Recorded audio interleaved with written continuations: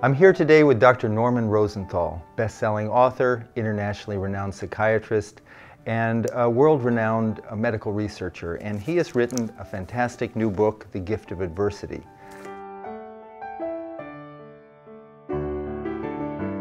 First of all, what drove you or inspired you to write a new book? Well, I had a 10-year hiatus between a book that came out about 12, 13 years ago and my latest batch of books, because in the last 5 years I've written 4 books. And those happen to be the 5 years when I've been doing transcendental meditation.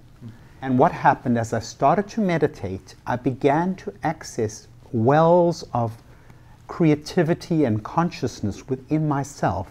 And from those wells of creativity and consciousness came a series of books. One was my last book, Transcendence, which was about meditation per se.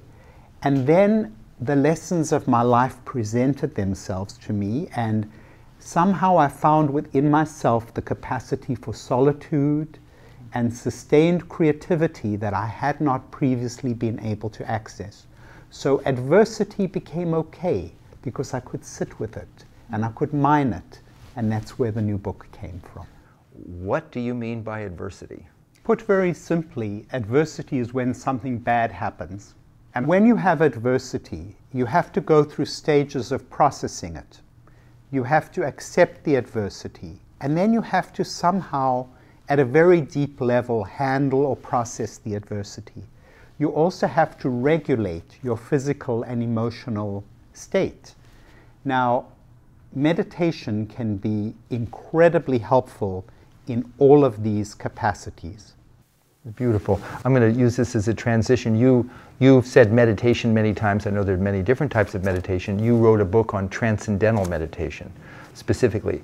Maybe you could talk, are all meditations the same? Why did you choose transcendental meditation? What are its distinguishing characteristics?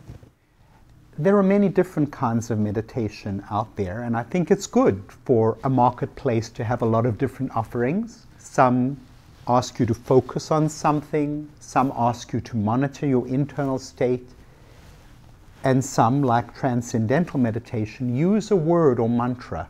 It's like a thought sound word that you don't actually focus on, but you're taught how to think that word. And people need to do the meditation that comes naturally to them, which is why I have done transcendental meditation, because when I learned transcendental meditation, it felt like a duck to water.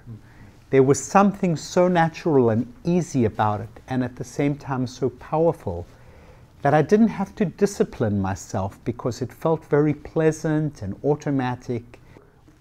When I embraced transcendental meditation as something that could be a powerful medical intervention, people asked me, aren't you worried about making a fool of yourself or being judged ill by your colleagues? And at that point, I think I had achieved some kind of immunity.